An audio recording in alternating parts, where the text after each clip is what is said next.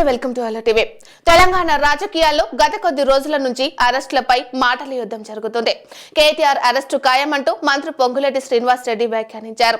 కేటీఆర్ ను ప్రశ్నించడానికి గవర్నర్ అనుమతి కోసం ఏసీబీ లేఖ రాసింది. తనను అరెస్టు చేయడం ఖాయమని, కేటీఆర్ కూడా రోజు ఓసారి జైలుకెళ్లడానికి సిద్ధమని ప్రకటిస్తూ వచ్చారు.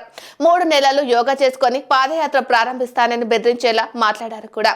అయితే గవర్నర్ నుంచి పర్మిషన్ రాలేదు. కేటీఆర్ కూడా ఢిల్లీ వెళ్లొచ్చని సైలెంట్ గా ఉండిపోయారు. ఇప్పుడు రేవంత్ రెడ్డి కూడా ఆయనను అరెస్టు చేయడంపై కామెడీగా మాట్లాడుతున్నారు. జైలుకు వెళ్లి వచ్చిన వాళ్ళంతా సీఎంలు అవుతారని, తాను కూడా సీఎం అవుతానని భావించేందుకు జైలుకు వెళ్లేందుకు ఉబలాట పడుతున్నారని రేవంత్ రెడ్డి సెటైర్ వేశారు. ఇలాంటి అవకాశం ఉంటే ముందుగా కవిత సీఎం అవుతారు కదా, ఆ అవకాశం కూడా ఆయనకు లేదని తేల్చేశారు. కేటీఆర్ ఆ ఉద్దేశంతో అరెస్టు అవడానికి సిద్ధమయ్యారా లేదా అన్న విషయం పక్కన పెడితే, బయటపడిన అవినీతి వ్యవహారాల్లోనూ చర్యలు తీసుకోవడానికి రేవంత్ ప్రభుత్వం ముందడుగు వేయలేకపోతుందని మాత్రం అనుకోవచ్చు. ఫార్ములా ఈ రేస్ విషయంలో లెక్కాపత్రం లేకుండా 55 కోట్ల రూపాయలు దేశం దాటిపోయాయి.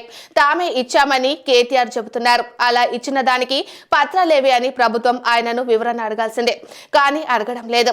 ఇతర అవినీతి కేసుల్లోనూ విచారణలు ఏడాదికి సాగుతున్నాయి. ట్యాపింగ్ కేసు ఎక్కడిదక్కడే ఉండిపోయింది. ఈ కేసులోనూ కేటీఆర్ఏ కీలక నిందితులని కాంగ్రెస్ వర్గాలు చెబుతూ వస్తున్నారు. ఎన్ని చెప్పినా కేటీఆర్ అరెస్టు విషయంలో కాంగ్రెస్ సర్కార్ వెనక్కి తగ్గినట్లేనా అనేది తెలియాలంటే కొద్ది రోజులు వెయిట్ చేయాల్సిందే.